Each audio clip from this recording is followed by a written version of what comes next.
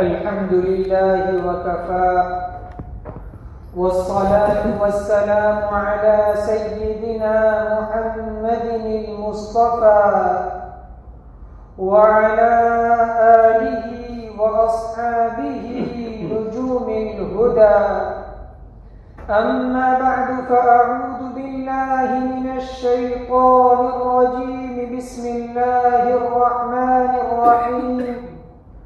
ولا تهنوا ولا تحزنوا وأنتم الأعلون إن كنتم مؤمنين. وقال الله تعالى: قتل أصحاب الأخدود النار ذات الوقود إذ هم عليها قعود وهم على ما يفعلون بالمؤمنين شهود وما نقموا منهم إلا أن يؤمنوا بالله العزيز الحميد الذي له ملك السماوات والأرض والله على كل شيء شهيد. صدق الله العظيم. قابل احترام بزرگوں، عزیز دوستوں اور دینی بھائی، اللہ تبارک و تعالی کا بے انتہا فضل و کرم ہے اور انعام و احسان ہے کہ اس نے ہم سب کو ایمان والا بنایا اور ایمان کی عظیم الشان دولت سے سرفراز فرمایا.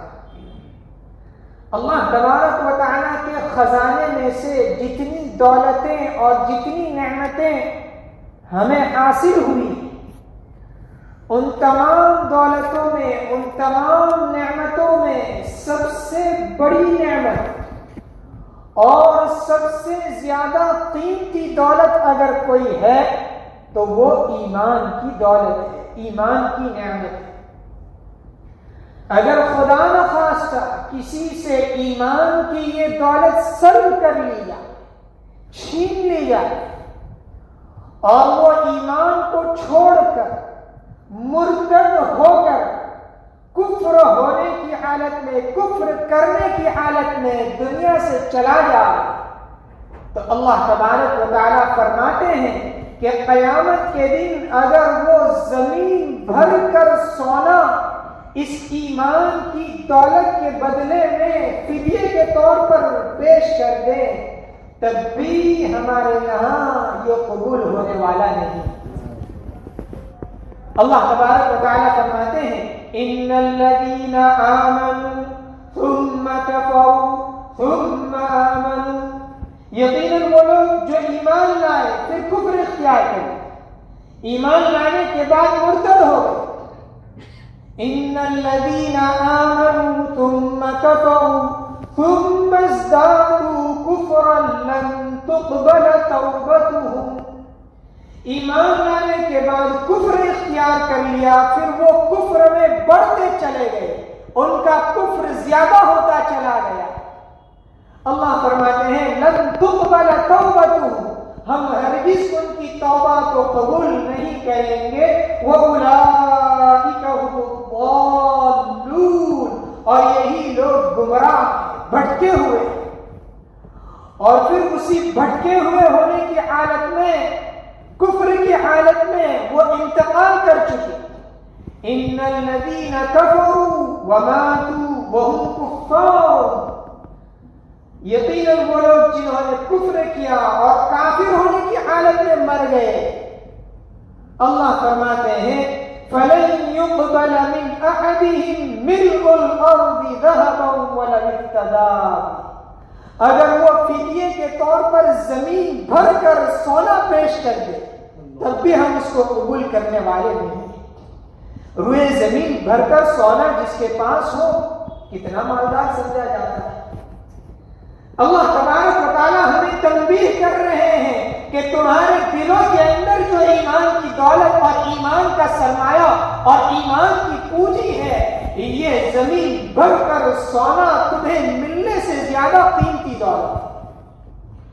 اور جو دولت جتنی زیادہ قیمتی ہوتی ہے، جو چیز جتنی زیادہ اہم ہوتی ہے، اس کی حفاظت اور اس کی سلامتی کی فکر کرنا یہ بھی اتنا ہی زیادہ ضروری ہوتا ہے۔ اور دشمنوں کی نظریں اسی قیمتی دولت پر ہوتی ہے کہ کیسے اس دولت کو ان کے ہاتھوں سے، ان کے پاس سے سلب کر لیا جائے، چھین لیا جائے، یہ قیمتی دولت ان کے پاس نہ رہے۔ آج چاروں جانب سے دشمنوں کی سازشیں اور ان کے پلاننگ یہی ہے کہ کسی بھی طرح سے ایمان والے اپنی ایمان کی دولت کو کھو بیٹھے، چھوڑ۔ اور ان حالات میں ہمیں سب سے زیادہ جس چیز کی ضرورت ہے وہ یہ کہ اپنے ایمان کی حفاظت اور سلامتی کی ہم فکر کریں۔ کہیں تو زبردستی مار پیٹ کر کے کفریہ کلمات کہلوائے جا رہے ہیں، تو کہیں ہمارے بھولے بھالے اسکول کالج کے نوجوان مسلمان بچوں اور بچیوں کا ذہن بگاڑ کر کے، برین واش کر کے، ان کے مائنڈ میں غلط خیالات اور غلط نظریات بھر کر کے ان کو دین اسلام سے، ایمان سے، اسلام کے بنیادی عقیدوں سے دور کرنے کی پلاننگ اور سازشیں کی جا رہی ہیں۔ مگر اللہ تبارک و تعالیٰ کا شکر ہے کہ اللہ تعالیٰ نے ہمیں ایک ایسی کتاب عطا فرمائی ہے کہ جس میں قیامت تک آنے والے انسانوں کے لیے رہبری ہے۔ قرآن کریم ایک ایسی کتاب ہے جو ہر موڑ پر، ہر طرف کے پیش آنے والے حالات پر ہمیں راستہ دکھلانے والی کتاب ہے۔ واقعی اگر ہم قرآن کو پڑھیں، قرآن کے واقعات کو پڑھیں، قرآن کے احکام کو سمجھیں اور اپنی اولاد اور اپنی نسلوں کو قرآنی زندگی کے مطابق ڈھالنے کی فکر کریں، تو دنیا کی کوئی طاقت ہمارے اس ایمان کو، ہماری اس قیمتی دولت کو چھین نہیں سکتی۔ اللہ تبارک و تعالیٰ نے قرآن کریم میں سورہ والسماء ذات البروج میں خندق والوں کا واقعہ پیش کیا کہ پہلے زمانے میں بھی ایسے حالات آئے اور دشمنان اسلام نے ایمان والوں کے ایمان پر حملہ کرنے کی کوشش کی، تو کس قدر مضبوطی کے ساتھ وہ لوگ اپنے ایمان پر جمے رہے اور کتنی زیادہ فکروں کے ساتھ، کتنے زیادہ حالات کو برداشت کر کے انہوں نے اپنے اس قیمتی سرمایہ کو محفوظ رکھا اور بچایا۔ اللہ تعالیٰ فرماتے ہیں قتل اصحاب الاخدود، ہلاک کیے جائے خندق والے لوگ۔ خندق والے لوگ، کھائی والے لوگ کون ہیں؟ قرآن کریم چونکہ قصہ کہانیوں کی کتاب نہیں بلکہ عبرت اور نصیحت کی کتاب ہے، اس لیے قرآن جہاں جہاں کسی واقعے کو پیش کرتا ہے تو وہاں اس واقعے کے تمام اجزاء کو بیان نہیں کرتا جیسے دوسرے افسانوں اور کہانیوں میں ہوتا ہے، بلکہ خاص طور سے اس پہلو کو ذکر کرتا ہے کہ جس میں انسانوں کے لیے نمونہ اور عبرت۔ پھر اللہ کے رسول صلی اللہ علیہ وسلم نے ان واقعات کی تفصیل بتلائی۔ اب یہ خندق والے کون لوگ ہیں؟ حدیث شریف کی مختلف کتابوں میں ان کا واقعہ ذکر کیا گیا ہے کہ پہلے زمانے میں یمن کے قبیلہ حمیر کا ایک بادشاہ گزرا ہے، یوسف ذو نواس اس کا نام تھا۔ وہ مشرک تھا، بت پرست تھا، اپنے آپ کو رب کہتا تھا، پالنہار کہتا تھا، اپنی خدائی کا دعویدار. اس بادشاہ کے پاس ایک جادوگر تھا. بعض روایت میں جادوگروں کا ذکر ہے اور بعض روایت میں کاہن کا، کاہن جس کو ہماری زبان میں جیوتک کہتے ہیں، اس کا ذکر ہے. وہ جادوگر تھا یا کاہن تھا، وہ بوڑھا ہو گیا. جادو کرنا شریعت میں حرام، گناہ کبیرہ، اس لیے کہ اس میں کفریہ کلمات کہہ کر کے شیاطین کو خوش کیا جاتا ہے. اس لیے جادو کرنا، جادو کروانا دونوں جائز نہیں. لوگ کسی سے عداوت اور دشمنی کے چکر میں انتقام لینے کے لیے کہتے ہیں ایسا کروا دو کہ دونوں کے درمیان محبتیں ہی ختم ہو جائے اور ایسا جادو ہو جائے. کسی سے انتقام اور بدلہ لینے کی صورت میں یہ نہیں کہ صرف اس کا نقصان ہوگا، سامنے والے کا نقصان ہوگا، بلکہ اپنی ہمیشہ ہمیشہ کی آخرت کی زندگی بگڑ جائے. تو اس بادشاہ کا جادوگر تھا. وہ جادوگر بوڑھا ہو گیا تو اس نے بادشاہ کے سامنے یہ بات کہی کہ اب میں بوڑھا ہو چکا ہوں، کہیں ایسا نہ ہو کہ میری یہ جو جادوگری کی صلاحیت ہے، جادوگری کا جو میرا فن ہے، یہ میرے ساتھ قبر میں چلا جائے. اس لیے کسی ایسے ایک ہوشیار بچے کو میرے پاس بھیج دیجیے، میں اس کو جادوگری سکھا دوں تاکہ میرا یہ جادو کا علم اور فن میرے مرنے کے بعد بھی باقی. سوچنے کی بات، جادو حرام ہے، ناجائز اور گناہ کا کام ہے، مگر جادوگر کی یہ فکر ہے کہ میری یہ صلاحیت اور میرا یہ فن مرنے کے بعد بھی باقی ہے. اور اللہ تبارک و تعالیٰ نے ہمیں علم دین عطا کیا ہے، ہمیں کتنی صلاحیتیں عطا کی ہے، کیا ہنر عطا کیا ہے. ہم اس کی فکر نہیں کرتے کہ ہماری یہ صلاحیتیں ہمارے مرنے کے بعد بھی باقی ہیں. حالانکہ حدیث شریف میں ہے، اللہ کے رسول صلی اللہ علیہ وسلم فرماتے ہیں من سن سنتا حسنتا، جو کسی اچھے طریقے کو دنیا میں رائج کر کے چلا جائے تو اس کو اس طریقے کے، اس اچھے کام کے رواج دینے کا اجر و ثواب تو ملے گا ہی. فَلَهُ أَجْرُهَا وَأَجْرُ مَنْ عَمِلَ بِهَا.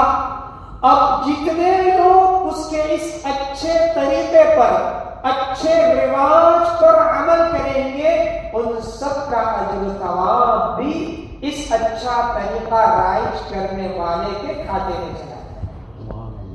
کتنی آسان شریعت ہے جو اللہ تعالیٰ نے ہمیں عطا کی.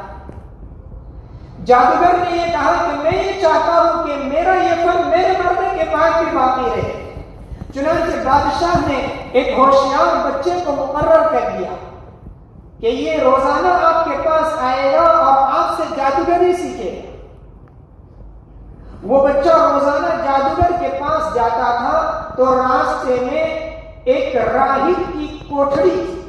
راہب عیسائی عبادت گزار آدمی کو کہتے ہیں. یہ اللہ کے رسول صلی اللہ علیہ وسلم کی تشریف آوری سے پہلے کا واقعہ ہے. اس زمانے میں جو سچا مذہب تھا وہ عیسائیت کا ہی مذہب تھا. ابھی آپ صلی اللہ علیہ وسلم تشریف نہیں لائے تھے تو وہ سچے مذہب پر تھا اور عبادت گزار تھا.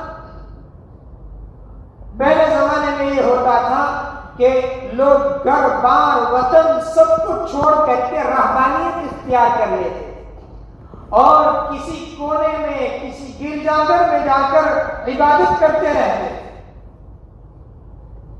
دین اسلام میں رہبانیت نہیں، سنیاس لے لینا، ہمیں اس کی تعلیم نہیں، بلکہ دین اسلام میں معاشرتی اور اخلاقی زندگی کا، سماجی اور سنسکاری زندگی کے احکام ہمیں بتائے کہ ہم لوگوں کے ساتھ میل جول رکھیں اور ان کے حقوق ادا کریں، اور ان کی جانب سے اگر کوئی تکلیف پہنچتی ہے تو اس پر صبر کریں.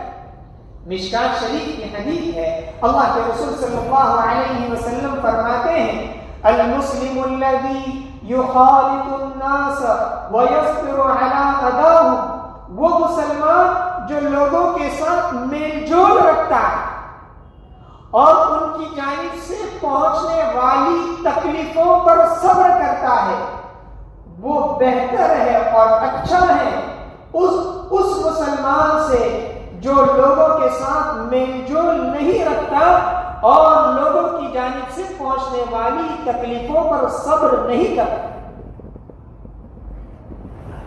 تو عیسائی عبادت گزار یہ بھی اسی طرح لوگوں کے ساتھ میل جول کر رکھتا تھا اور اپنی عبادت میں لگا رہتا تھا اور لوگوں کو واعظ و نصیحت کرتا رہتا تھا۔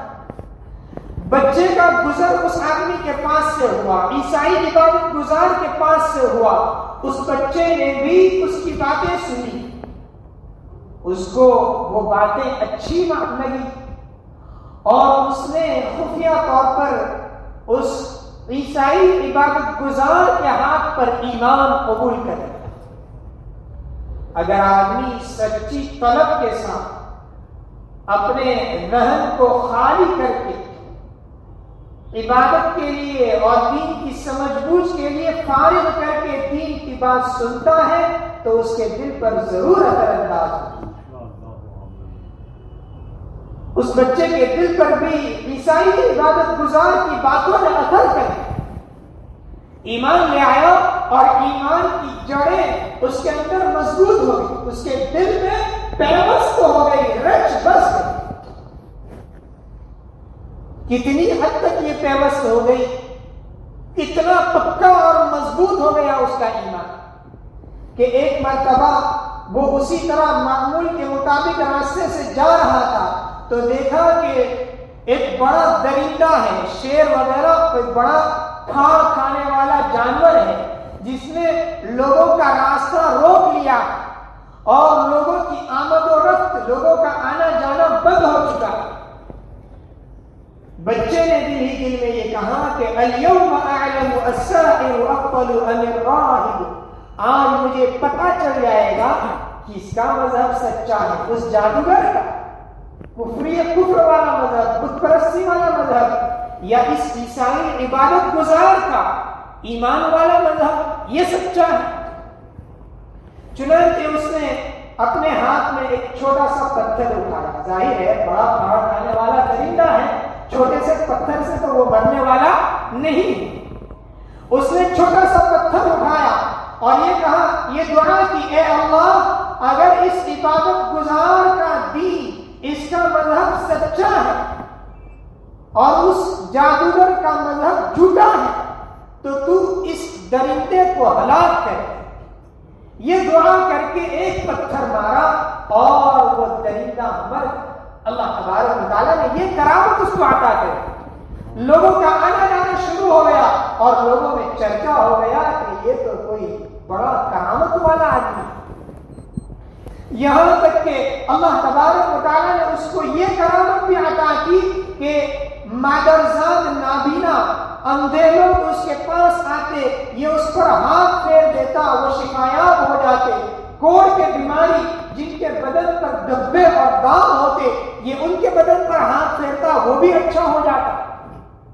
یہاں تک کہ بادشاہ کا ایک وزیر اندھا تھا، اس نے بھی سنا، وہ بہت سارے تحائف ہدایا لے کر کے اس کے پاس پہنچا اور کہا یہ سارے ہدیے، یہ تحفے، یہ گفٹ، یہ سب تیرے لیے، اگر تو مجھے میری بینائی واپس لوٹا دے، دیکھنے کی صلاحیت مجھے واپس کر دے۔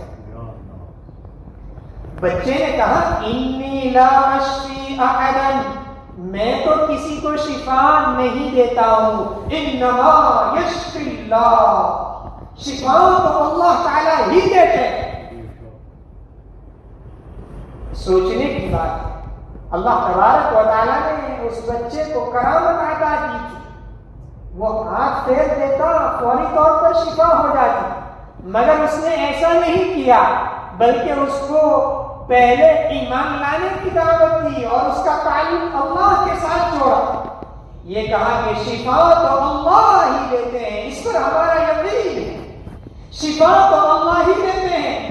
اگر تو اس اللہ پر ایمان لے آیا، میں اللہ سے دعا کروں گا، اللہ تبارک و تعالیٰ تجھے شفا دے دیں گے۔ وہ ایمان لے آیا، بچے نے دعا کر دی، اللہ نے شفا دے دی، اور وہ بادشاہ کی خدمت میں جا کر کے وزیر اسی طرح جا کر کے بیٹھ گیا جیسے پہلے بیٹھا کرتا تھا۔ بادشاہ نے دیکھا کہ یہ تو دیکھنے بھالنے والا ہو گیا، پہلے تو نابینا تھا، اندھا تھا۔ پوچھا من رد علیک بصرک، تیری بینائی تجھ کو کس نے واپس دے دی؟ وزیر نے جواب دیا ربی، میرے پروردگار نے۔ بادشاہ نے پوچھا اولک رب غیری، میرے علاوہ بھی کوئی رب ہے تیرا؟ تم سب کا رب، تمہیں پالنے پوسنے والا تو میں ہوں، کہاں چلا گیا کہ جس نے تجھے شفا دی؟ وزیر نے جواب دیا ربی و ربک اللہ، میرا پروردگار تیرا پروردگار، کائنات کا پالنہار، صرف اور صرف ایک اللہ۔ بس یہ کہتے ہی اب اس کی پٹائی شروع ہو گئی، بادشاہ اس کو سزا دیتا رہا، مارتا رہا، پیٹتا رہا، یہاں تک کہ اس نے اس بچے کی جانب رہنمائی کر دی کہ فلاں بچے نے مجھے اس طرح بتلایا۔ بچے کو بلایا گیا کہ وہ کون ہے؟ بادشاہ نے دیکھا تو یہ وہی ہے جس کو جادوگر کے پاس بھیجا کرتے تھے، ہم ہی نے بھیجا تھا۔ کہنے لگا کہ تیری جادوگری یہاں تک پہنچ گئی کہ تو مادرزاد نابینا کو کوڑ کے بیماروں کو اچھا کرنے لگ گیا، فلاں فلاں کام کرنے لگ گیا۔ بچے نے وہی جواب دیا انی لا اشفی احدا، میں کسی کو شفا نہیں دیتا، میرے ہاتھ میں کچھ نہیں ہے، انما یشفی اللہ، شفا تو اللہ دیتے۔ اب بچے کی پٹائی شروع ہو گئی، بچے کی آزمائش شروع ہو گئی، یہاں تک کہ اس کو اتنی سزا دی گئی کہ اس نے اس عبادت گزار کا پتہ بتلایا کہ اس نے مجھے یہ بتلایا۔ اب اس عبادت گزار کو بادشاہ کے پاس لایا گیا اور اس سے یہ کہا گیا کہ ارجع عن دینک، اپنے دین سے پلٹ جاؤ، پھر جاؤ۔ اس نے انکار کر دیا، ایسا نہیں ہو سکتا۔ تو لوہے کی بڑی کنگھی منگوائی گئی، بڑا آرا منگوایا گیا اور اس کو اس کے سر پر چلایا گیا اور اس کے بدن کے 2 ٹکڑے کر دیے اور وہ عبادت گزار شہید ہو گیا، جان دینا گوارا کر دیا مگر ایمان چھوڑنا گوارا نہیں۔ اب اس کے بعد اس بادشاہ کے وزیر کو لایا گیا اور اس کو کہا گیا کہ دیکھو ابھی بھی اپنے مذہب سے پلٹ جاؤ، میری ربوبیت کا، میری خدائی کا اعلان کر دو، ورنہ وہی حالت ہوگی جو اس کی ہوئی۔ اس نے انکار کیا، اس کو بھی وہی سزا دی گئی، شہید ہو جانا گوارا کیا، ایمان چھوڑنا کسی بھی حال میں گوارا نہیں کیا۔ اب باری آئی بچے کی، بادشاہ نے اس بچے کو اپنے لشکر کی ایک ٹکڑی کے حوالے کیا کہ جاؤ اس کو پہاڑ کی چوٹی پر لے جاؤ اور اس سے کہو کہ اپنے مذہب سے پلٹ جا ورنہ تجھے دھکا دے کر نیچے پھینک دے۔ وہ لوگ اس کو لے کر کے گئے۔ اللہ تبارک و تعالیٰ کا کرنا کہ اس بچے نے دعا کی اللہم اکفینیہم بما شئت، اے اللہ ان کے ظلم و ستم سے تو جس طرح بھی چاہے میرے لیے کافی ہو۔ جب دشمنوں کا ظلم ستم بڑھ جائے یہ دعا کرنی چاہیے جو حدیث شریف میں ہے، اللہم اکفینیہم بما شئت، اللہم اکفینیہم بما شئت، اے اللہ تو جس طرح بھی چاہے ان کے مقابلے میں ہمارے لیے کافی ہو۔ اللہ ہمارے لیے کافی ہو گیا تو پھر کوئی ہمیں نقصان نہیں پہنچا سکتا۔ پہاڑ پر زلزلہ آیا اور جتنے اس کے لشکر کے سپاہی تھے وہ سب کے سب گر کر مر گئے۔ بچے کی اللہ تعالیٰ نے حفاظت کر لی اور وہ چلتا ہوا بادشاہ کے دربار میں پہنچ گیا۔ بادشاہ نے دیکھا، پوچھا ما فعل باصحابک ارے تو یہاں کیسے پہنچ گیا؟ تیرے ساتھیوں کا کیا ہوا؟ بچے نے جواب دیا اللہ تعالیٰ میرے لیے کافی ہو گیا۔ بادشاہ نے دوسری جماعت کو بھیجا کہ جاؤ اس کو سمندر کے درمیان میں لے جا کر پہنچا دو، کشتی میں سوار کرو اور اس سے یہ کہو اپنے مذہب سے پلٹ جا ورنہ سمندر میں پھینک دے۔ وہ لوگ لے گئے، سمندر میں طوفان آیا، سب کے سب غرق ہو گئے۔ اللہ تبارک و تعالیٰ نے بچے کی حفاظت کر لی، یہ کنارے پہنچ گیا اور یہ پھر سے چلتے ہوئے بادشاہ کے دربار میں پہنچ گئے۔ اب دوبارہ بادشاہ نے پوچھا کہ کیا ہوا؟ کہا اللہ کافی ہو گیا میرے لیے۔ تو اس بچے نے یہ کہا کہ تو مجھے اس وقت تک مار نہیں سکتا جب تک مجھے مارنے کی تدبیر میں تجھے نہ بتلاؤں، میں تجھے جیسا کہتا ہوں ویسا تو نہ کر۔ چنانچہ بچے نے بتلایا کہ تو تمام لوگوں کو ایک بڑے میدان میں، چٹیل میدان میں جمع کرے اور سب کے سامنے مجھے سولی پر لٹکائے اور میرے ترکش میں سے ایک تیر نکالے اور اس تیر پر یہ پڑھے کہ بسم اللہ رب الغلام، اس اللہ کے نام سے میں تیر چلاتا ہوں جو بچے کا رب ہے۔ اگر ایسا کرے گا تو مجھے مار سکے گا ورنہ نہیں مار سکے گا۔ چنانچہ ایسا ہی کیا گیا اور ایک تیر مارا گیا اور وہ تیر اس بچے کی کن پٹی پر لگا۔ اس نے اپنا ہاتھ وہاں رکھا ہوا تھا، اسی حالت میں وہ شہید ہو گیا۔ اس نے تو اپنی جان دے دی، مگر اتنا بڑا مجمع جو چٹیل میدان میں تھا سب ایمان لے آئے، آمنا برب الغلام، ہم اس بچے کے رب پر ایمان لے آئے۔ سپاہیوں نے کہا یہ تو غلط بات ہو گئی، اس کو روکنے کے لیے تو ہم کر رہے تھے، یہی بڑھ گیا۔ بادشاہ نے حکم دیا کہ راستوں کے گلی کے کناروں پر بڑی بڑی خندقیں، بڑے بڑے گڑھے، بڑے بڑی کھائی کھودی جائے اور اس میں آگ روشن کی جائے اور جو لوگ بھی اپنے ایمان سے پلٹتے نہیں ہیں ان سب کو اس آگ میں ڈال دیا جائے۔ ایک قول کے مطابق 12,000 اور دوسرے قول کے مطابق 20,000 لوگوں کا مجمع تھا۔ سب کے سب نے آگ میں کود جانا گوارا کیا، ایمان چھوڑنا گوارا کیا۔ یہاں تک کہ ایک عورت تھی، اس کے ہاتھ میں اس کا شیر خوار بچہ، دودھ پیتا بچہ تھا۔ اس نے اس دودھ پیتے بچے کی وجہ سے آگ میں، خندق میں کودنے میں تھوڑی جھجک محسوس کی، تو اللہ تبارک و تعالیٰ نے اس چھوٹے سے بچے کو گویائی دے دی۔ بچہ کہنے لگا یا اماں، میری ماں، اصبری فإنک علی الحق، صبر کر لے تو حق پر ہے۔ چنانچہ وہ اپنے اس دودھ پیتے بچے کو لے کر کود پڑی، مگر اس نے بھی اپنا ایمان چھوڑنا گوارا کیا۔ یہ تو اس دودھ پیتے بچے کی محبت دل میں بٹھانے والی ایک ماں کی ایمان کی حفاظت کا قصہ ہے، اور موجودہ دور میں ہماری مستورات کا، ہماری کالج کی نوجوان لڑکیوں کا کیا حال ہے؟ ہم سب جانتے ہیں کیسے کیسے معمولی بہانوں سے وہ اپنے ایمان سے پلٹ رہے ہیں، پھر رہے ہیں۔ اس لیے اس وقت ہماری ذمہ داری ہے کہ ہم اپنے ایمان کی حفاظت اور سلامتی کی فکر بھی کریں، اپنے آنے والی نسلوں کے ایمان کی حفاظت اور سلامتی کی فکر بھی کریں، اپنے گھر کے ماحول کو ایمانی ماحول بنائیں۔